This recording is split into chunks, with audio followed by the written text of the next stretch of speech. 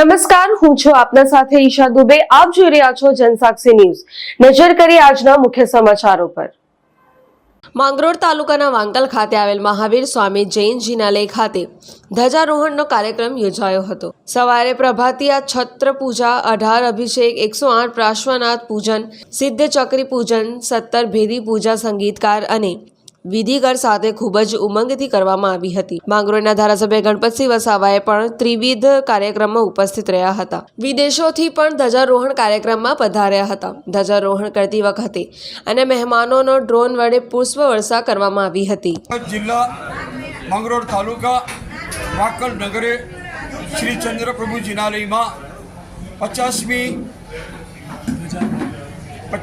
જયંતિ ચંદ્રપ્રભુ જિનાલયમાં ખૂબ સુંદર રીતે રંગે ચંગે ઉમંગે સાધુ સંતો, શ્રાવિકાઓ, શ્રાવકો, દૂર દૂરથી પધારેલા મહેમાનોની હાજરીમાં આજ રોજ ફાગણ સુદ બીજ તારીખ 1/3/2025ના દિવસે બપોરે 1:31ના સમયે શિખર ઉપર ધજાનું રોપણ કરવામાં આવ્યું, આરોહણ કરવામાં આવ્યું.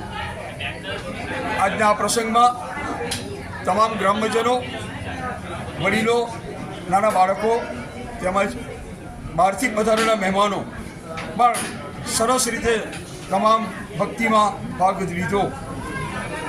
આ સાથે આવતા વર્ષની આજ ધજા ચડાવવાની ઉછામણીનો પણ રજા આપવામાં આવી, જેના ભાગ્યશાળી છે શ્રી સ્વર્ગસ્થ કોકિલાબેન ઈશ્વરલાલ શાહ, અમદાવાદના રહેવાસી, જેઓએ આવતા વર્ષની ધજા આરોહણનો લાભ લીધો છે. ખૂબ ઉમંગ હતો. સંગીતના તાલે, વિધિકારના સંવાદે મહારાજ સાહેબની નિશ્રામાં આજનો આ પ્રસંગ ભવ્ય રીતે ઉજવાયો.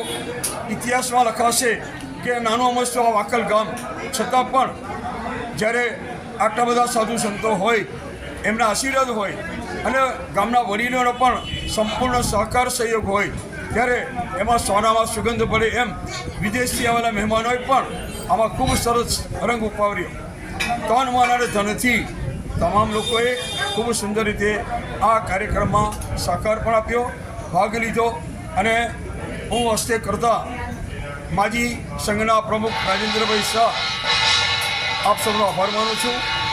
આવતા વર્ષે ફરી પાછા આજનો આ પ્રસંગ છે એવી રીતે આપ સૌ પધારશો એવું હું આપ સૌને આમંત્રણ આપું છું. જય જિનેન્દ્ર. વિનોદ મૈસુરિયા, જનસાક્ષી ન્યૂઝ, માંગરોળ.